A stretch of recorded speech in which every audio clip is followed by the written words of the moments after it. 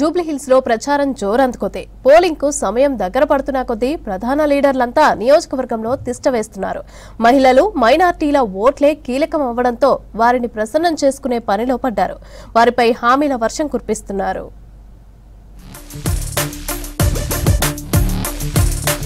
State wide గా జూబ్లీహిల్స్ బైపోలుపై ఉత్కంఠ నెలకొంది. ఈ నియోజకవర్గంలో 4,01,000 ఓట్లు ఉన్నాయి. ఇందులో 1,92,000 మహిళా ఓటర్లు ఉన్నారు. అలాగే ముస్లింల ఓట్లు 1,20,000 వరకు ఉన్నాయి. ఈ రెండు వర్గాలు ఎవరికి సపోర్టు చేస్తే వారికి గెలుపు అవకాశాలు ఎక్కువగా ఉండనున్నాయి. దీంతో కాంగ్రెస్, బీఆర్ఎస్, బీజేపీ ఆయా వర్గాల ఓట్లను దక్కించుకునే యత్నాల్లో ఉన్నాయి.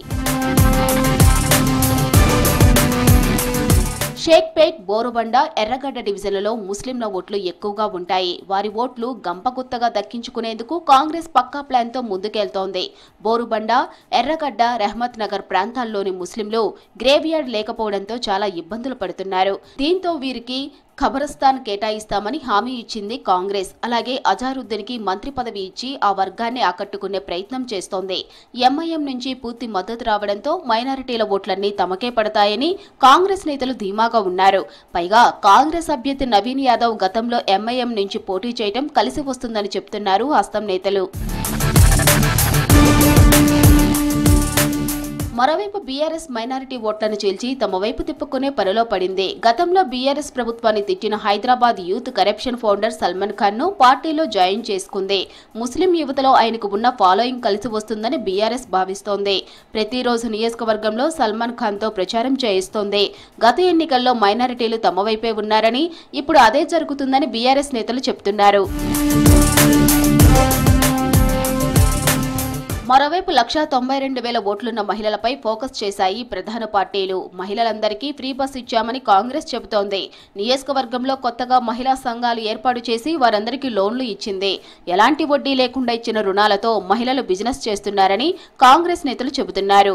500కే వంట గ్యాస్, 200 యూనిట్ల వరకు ఫ్రీ కరెంట్ తమకు కలిసి వస్తుందంటున్నారు. రాష్ట్ర కాంగ్రెస్ వ్యవహారాల ఇన్ఛార్జ్ మీనాక్షి నటరాజన్తో కలిసి మరో 9 మంది మహిళా నేతలతో జూబ్లీహిల్స్ నియోజకవర్గంలో విస్తృతంగా ప్రచారం చేయిస్తోంది కాంగ్రెస్. మహిళా మంత్రులు కొండా సురేఖ, సీతక్క విస్తృతంగా తిరుగుతున్నారు. బీఆర్ఎస్ లో మహిళలకు ప్రాధాన్యం లేదని, కేసీఆర్ సొంత ఇంటి ఆడబిడ్డను ఇబ్బంది పెట్టి బయటికి పంపేశారనే అంశాన్ని ప్రధానంగా ప్రజల్లోకి తీసుకెళ్తున్నారు కాంగ్రెస్ నేతలు. మరోవైపు బీఆర్ఎస్ నేతలు మాకంటి సునీతను దీవించాలని కోరుతున్నారు. మహిళా ఓటర్లంతా తమ వైపే ఉన్నారని చెబుతున్నారు బీఆర్ఎస్ లీడర్లు. కాంగ్రెస్ ప్రభుత్వం మహిళలకు హామీలు ఇచ్చి వాటిని అమలు చేయట్లేదని ప్రజల్లోకి తీసుకెళ్లే ప్రయత్నం చేస్తున్నారు. నవంబర్ 11న పోలింగ్ జరగనుంది. దీంతో అధికార కాంగ్రెస్, బీఆర్ఎస్ కీలకమైన మహిళలు, ముస్లింల ఓటర్లను ఆకట్టుకోవడానికి గట్టి ప్రయత్నాలు చేస్తున్నారు.